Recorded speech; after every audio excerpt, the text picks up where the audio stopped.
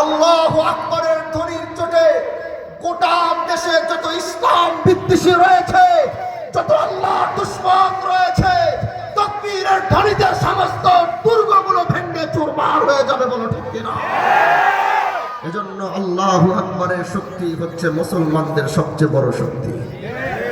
আমাদের অস্ত্র নাই, আমাদের রাইফেল নাই, আমাদের কাটা রাইফেল নাই, বোমা নাই, রকেট লঞ্চার নাই, কিচ্ছু নাই, কিন্তু আছে শুধু ঈমান।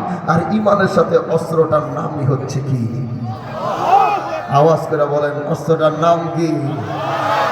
আমরা যদি বাংলাদেশের সমস্ত মুসলমান এক প্রান্তে এক জায়গায় একসাথে কাঁধে কাঁধ মিলাইয়া হাতে হাত মিলাইয়া যদি এক বাক্যে বলি আল্লাহু আকবার, এই ধ্বনিতেই তো গোটা বাংলাদেশ থরথর করে কাঁপবে। আমাদের রাইফেল ব্যবহার করবার দরকার হবে না।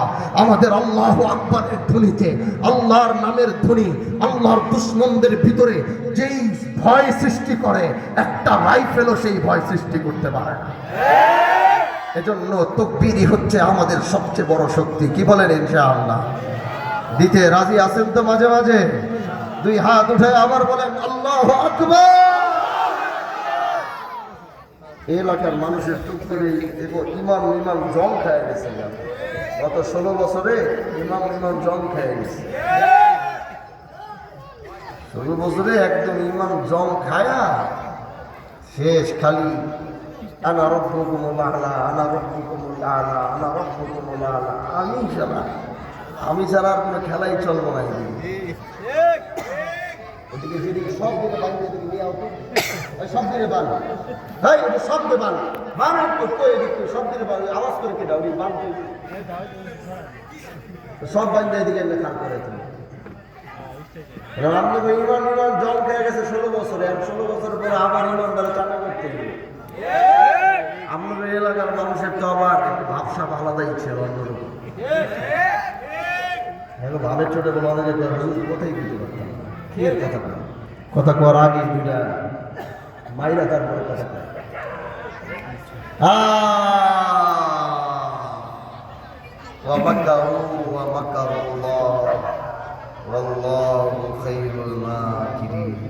গোটা দুনিয়ার মানুষ, বাংলাদেশের মানুষ আসমানের দিকে তাকায় কয়, হায় রে, খুবই জুলুমের হাত থেকে সম্ভব না, দূর এই মরার পরে এর আগে আর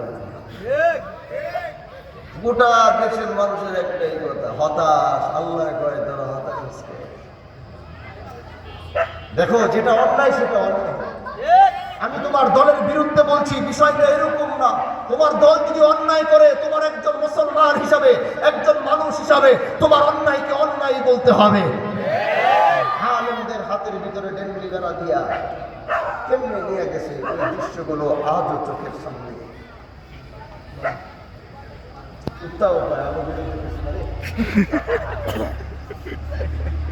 আর দেখছেন পিছন দিয়ে গাও গাও করে হয় বুঝেছে, হয় ঠিক বুঝেছে না, আর করে